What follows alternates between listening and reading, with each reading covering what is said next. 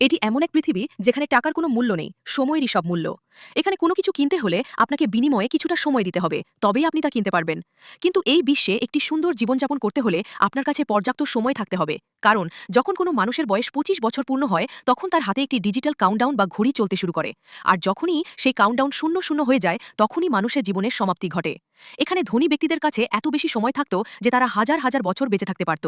ধনীদের জন্য একদম আলাদা একটি জগৎ ছিল, যেখানে তারা খুব শান্তিতে জীবন কাটাচ্ছিল। কিন্তু অন্যদিকে গেটো সিটিতে বসবাসকারী মানুষগুলো নিজেদের বেঁচে থাকার সময়টুকু উপার্জন করার জন্য দিনরাত কঠোর পরিশ্রম করত, নতুবা তাদের জীবন শেষ হয়ে যেত। এই দরিদ্র শহরে উইল নামের একটি ছেলে থাকত, যার হাতে আর মাত্র ২৩ ঘন্টা সময় বাকি ছিল। উইল তার মায়ের সাথে থাকত।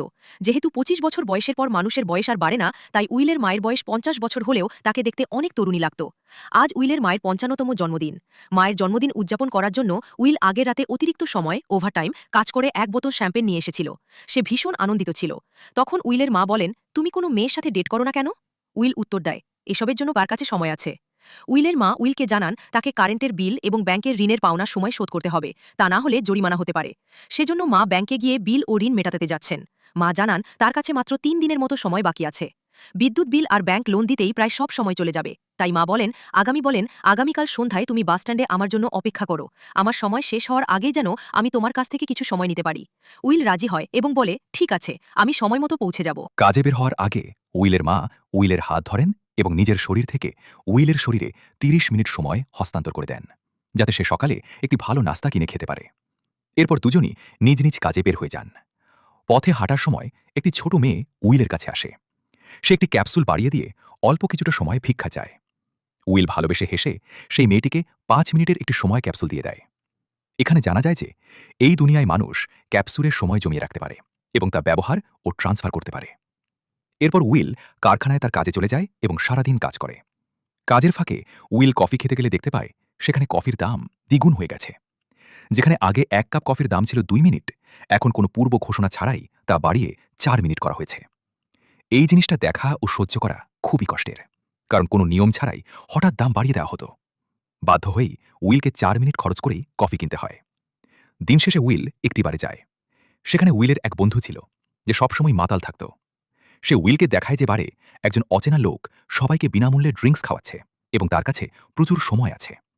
যখন উইল লোকটির দিকে তাকায়, সে দেখে লোকটিকে চারদিক থেকে মানুষ ঘিরে ধরেছে। উইল লোকটির হাতের ঘড়ির দিকে তাকিয়ে দেখতে পায় তার টাইমারের মধ্যে ১১৬ বছরেরও বেশি সময় রয়েছে। উইল তখনই বুঝতে পারে যে লোকটি গ্রিনউইচ সিটি থেকে এসেছে, কারণ তাদের এই গেটো সিটিতে সাধারণ মানুষের কাছে ২ দিনের বেশি সময় থাকেই না। উইল সেই লোকটির কাছে গিয়ে সতর্ক করে বলে যে তার এই এলাকায় থাকা একদমই ঠিক হচ্ছে না। এখানে অপরাধীদের ভয় আছে, তারা তাকে মেরে ফেলে তার সব সময় চুরি করে নেবে, তাই সে যেন এখনই এখান থেকে চলে যায়। কিন্তু সেই লোকটি উইলের কথা একদমই গুরুত্ব দেয় না এবং তাকে তোয়াক্কা না করে ড্রিঙ্ক করতে থাকে। ঠিক এমন সময় বারে ফোর্টিস নামের এক গ্যাংস্টার তার দলবল নিয়ে হাজির হয়। গ্যাংস্টারদের দেখে বারের সাধারণ মানুষ ভয় বাইরে পালাতে শুরু করে। এরা মূলত এই এলাকার সবচেয়ে বড় গুন্ডা, যারা মানুষের সময় চুরি করে বেঁচে থাকে। উইলের বন্ধু উইলকে নিয়ে সেখান থেকে চলে যেতে চাইলেও উইল যেতে রাজি হয় না। সে সব দেখার জন্য বারের এক কোণে লুকিয়ে থাকে। ফোর্টিস এসে সেই ধনী লোকটির সময় চুরি করার উদ্দেশ্যে তাকে লড়াইয়ের জন্য চ্যালেঞ্জ করে। সে বলে, চল, আমাদের মধ্যে পাঞ্জা লড়াই, আর্ম রেসলিং হোক, আর যে হেরে যাবে সে বিজয়ী ব্যক্তিকে তার সব সময় দিয়ে দেবে। এই লড়াইটি ছিল এমন এক প্রতিযোগিতা যেখানে দুজন মানুষকে একে অপরের হাত ও ঘাড় শক্ত করে চেপে ধরে রাখতে হতো। লড়াই চলাকালীন যার ঘাড় নিচে নেমে যাচ্ছিল তার শরীর থেকে সময় কমতে শুরু করছিল এবং সেই সময় ট্রান্সফার হয়ে যাচ্ছিল অন্য ব্যক্তির হাতে, যার ঘাড় ওপরে ছিল। এভাবে বিজয়ী ব্যক্তি পরাজিত ব্যক্তির সমস্ত সময় ছিনিয়ে নিত, তার শরীরে জমা করত এবং তাকে মেরে ফেলত। ফোর্টিস লোকটিকে বলে, তুমি কি তৈরি? এতে সেই ধনী লোকটি জানায় যে সে অনেক ড্রিঙ্ক করে ফেলেছে, তাই তার কিছুটা সময় প্রয়োজন। তারপর সে চ্যালেঞ্জের জন্য তৈরি। ফোর্টিস বলে, ঠিক আছে, এটিই তোমার শেষ ইচ্ছা। আমি তোমাকে কয়েক মিনিট সময় দিচ্ছি। তবে ফোর্টিস তার সাথে একজন লোক পাঠিয়ে দেয় যাতে লোকটি কোনোভাবেই পালিয়ে যেতে না পারে। ধনী লোকটি ভেতরে গিয়ে অনেক ঝামেলা ও বিশৃঙ্খলা করতে শুরু করে, কারণ তার কাছে প্রচুর সময় ও অর্থ ছিল। সে যে অবস্থায় ছিল তাতে ফোর্টিসের সাথে লড়াই করলে তার পরাজয় ও মৃত্যু নিশ্চিত ছিল। তা দেখে উইল ভেতরে আসে, ফোর্টিসের লোককে কাবু করে এবং সেই ধনী লোকটিকে সেখান থেকে উদ্ধার করে একটি নিরাপদ স্থানে নিয়ে যায়। নিরাপদ জায়গায় গিয়ে উইল লোকটিকে বলে, আমি তো আপনাকে আগেই সতর্ক করেছিলাম যে আপনার জীবন বিপদে আছে। আপনি কেন আপনার মূল্যবান সময় এভাবে নষ্ট করছেন? তখন লোকটি তাকে তার নাম জানায়, হেনরি। সে উইলকে জিজ্ঞেস করে, তোমার বয়স কত? উইল বলে, ২৮ বছর। হেনরি উত্তর দেয়, আমার বয়স ১২০ বছর। আর আমি এখন প্রচণ্ড ক্লান্ত। আমি আমার জীবনে সবকিছু পেয়েছি। আর এখন আমার এই জীবনের কোনো প্রয়োজন নেই। সত্যি বলতে, আমি আর বাঁচতে চাই না। হেনরির মুখে এই কথা শুনে উইল অবাক হয়ে জিজ্ঞেস করে, আপনি কি বলতে চান? হেনরি তখন বলে, মনে হচ্ছে তুমি এখনও এই বিষয়ে সত্যিই সচেতন নও। তুমি কি কখনো ভেবে দেখেছ যে এই বিশ্বে কেন আলাদা আলাদা টাইম জোন রয়েছে? কেন তোমাদের টাইম জোনকে গেঠো, দরিদ্র এলাকা বানিয়ে রাখা হয়েছে? কেন তোমাদের এলাকায় যে কোনো সময় জিনিসপত্রের দাম আর ট্যাক্স বাড়িয়ে দেওয়া হয়? প্রকৃতপক্ষে দাম ইচ্ছাকৃতভাবে বাড়ানো হয়, যাতে দরিদ্র মানুষরা সময়ের অভাবে মারা যায়। আর তাদের এই মৃত্যুর বিনিময়ে গ্রিনউইচ টাইম জোনের ধনী ব্যক্তিরা সুবিধা পায় ও শত শত বছর বেঁচে থাকে। হেনরি আরও বুঝিয়ে বলে, এই পুরো সিস্টেমটাই তাদের তৈরি। ভেবে দেখো, গ্রিনউইচে মানুষ হাজার হাজার বছর ধরে বেঁচে থাকে। আর এখানে গেটোতে তোমরা সারা জীবন দিন রাত কঠোর পরিশ্রম করছো।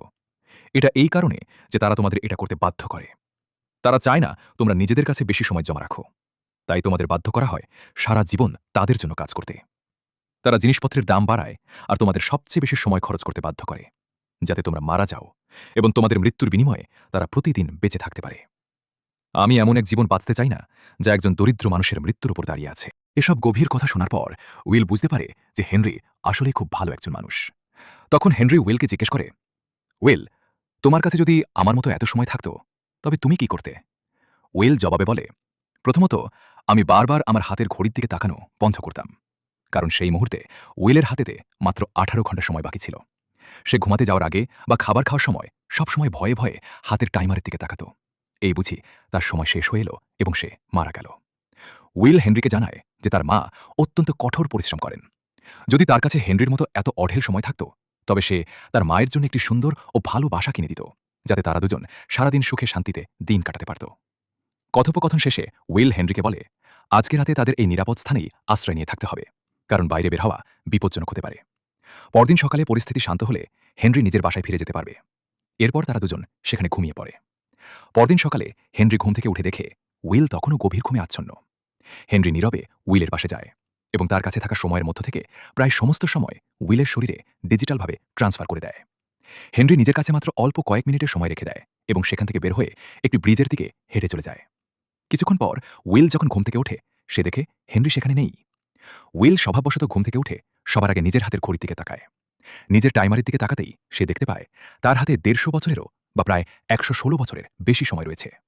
সে অবাক চোখে নিজের হাতের দিকে তাকিয়ে থাকে। প্রথম দর্শনে উইলের মনে হয় সে হয়তো এখনও ঘুমাচ্ছে এবং কোনো চমৎকার স্বপ্ন দেখছে। কিন্তু ঠিক তখনই উইলের নজর পড়ে কাছের একটি জানালার কাচের উপর, যেখানে হেনরি যাওয়ার আগে আঙুল দিয়ে লিখে রেখে গেছে, আমার সময় নষ্ট করো না, এটি এখন তোমার সময়। উইল মুহূর্তের মধ্যেই বুঝতে পারে যে হেনরি তাকে নিজের জীবনের সমস্ত সময় উপহার দিয়ে গেছে। উইল জানালা দিয়ে দূরে একটি ব্রিজের দিকে তাকাতেই দেখে হেনরি ব্রিজের এক প্রান্তে একা বসে আছে। উইল কোনো কিছু না ভেবেই প্রাণপণে হেনরির দিকে দৌড়াতে শুরু করে। কিন্তু ততক্ষণে হেনরির হাতের সময় শেষ হয়ে আসছিল এবং মাত্র কয়েক সেকেন্ড বাকি ছিল।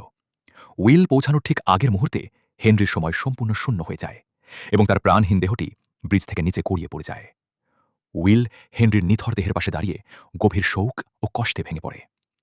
এখন উইলের কাছে ১১৬ বছরের দীর্ঘ জীবন রয়েছে।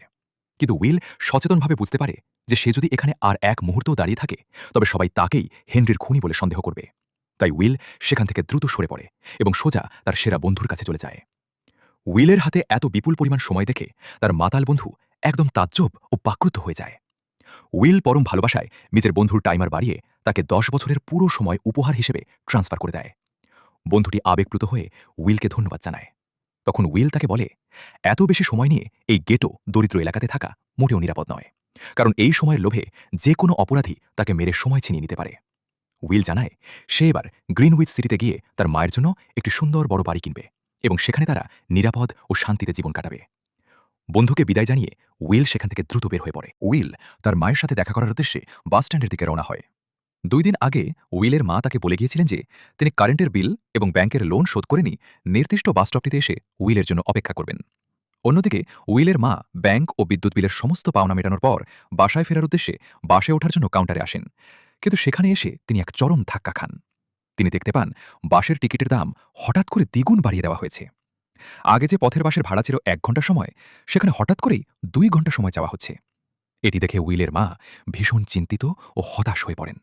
কারণ ব্যাংকের লোন মেটানোর পর তার কাছে মাত্র ১.৫ ঘন্টার ১ ঘন্টা ৩০ মিনিট সময় বাকি ছিল। বাসের টিকিট কেনার মতো পুরো সময় তার কাছে ছিল না। উপায়ান্তর না দেখে উইলের মা বাস ড্রাইভারকে আকুতি মিনতি করে অনুরোধ করেন যেন তাকে বাসে উঠতে দেওয়া হয়।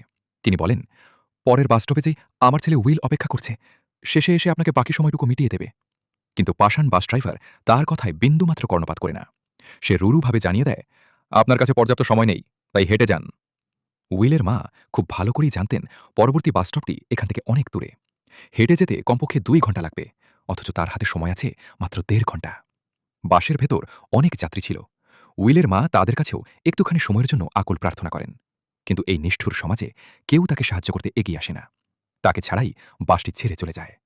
সময়ের সাথে পাল্লা দিতে বাধ্য হয়ে উইলের মা বাড়ির উদ্দেশ্যে দৌড়াতে শুরু করেন। অন্যদিকে উইল তার মায়ের ৫৫তম জন্মদিন উদযাপন করার জন্য সুন্দর ফুল কিনে অত্যন্ত আনন্দের সাথে বাস স্টপেজে অপেক্ষা করছিল।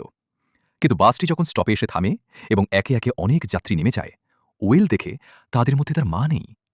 তা দেখে উইলের বুক কেঁপে ওঠে। সে বুঝতে পারে তার মা নিশ্চয়ই বড় কোনো বিপদে পড়েছেন। উইল অস্থির হয়ে তার মাকে খোঁজার জন্য রাস্তার দিকে দৌড়াতে শুরু করে।